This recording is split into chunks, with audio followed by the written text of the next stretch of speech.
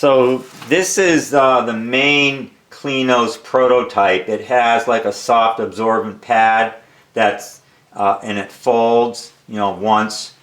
twice, and even a third time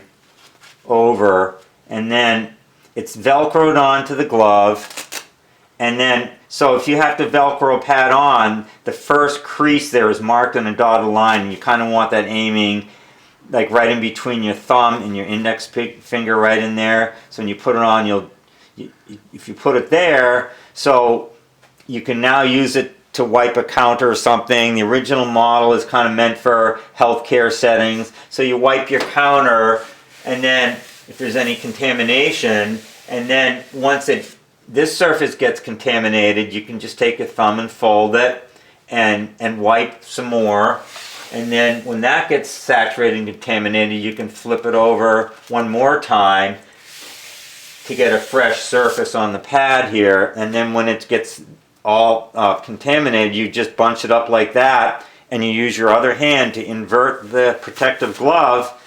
and you've completely sealed it off, and now you can just throw it away in the trash.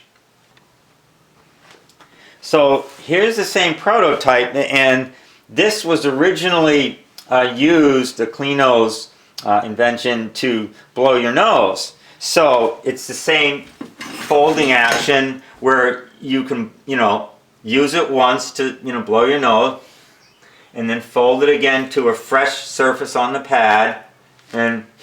blow your nose again, and there's fold it with one hand again, and there's one more fresh surface which you can fold over, and again you just envelop it in your hand and invert the mitt, and so you've protected your hands from getting any contamination from the Kleenex, and prevent the spread of germs. And you can now toss this away, and if you have to toss it in your car, you're not going to contaminate your car or anything, or stuff it in your purse if it's not handy, to put it in the trash. Okay, so this design was more meant for blowing your nose, and instead of a latex glove, this Kleenose pad is attached to like a Ziploc, and in this case the Ziploc bag starts off inside out, and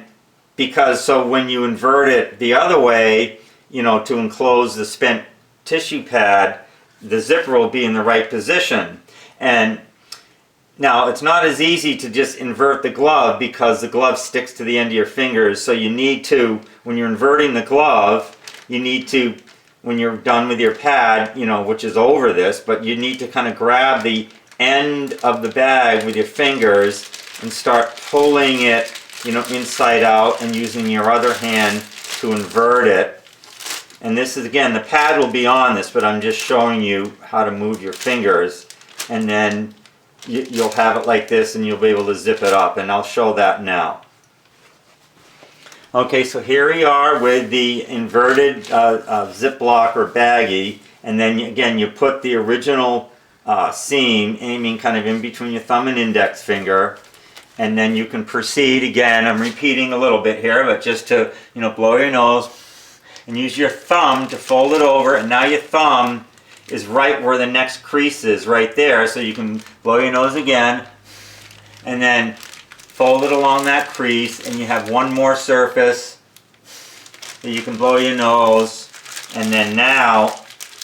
once you've enveloped it, you can kind of use your hand, mostly your right hand, and a little bit with your left hand at the very end to raise up the zipper. And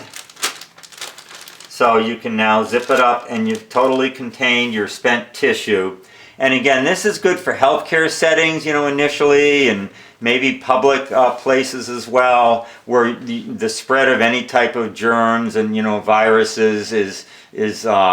really something you have to overcome.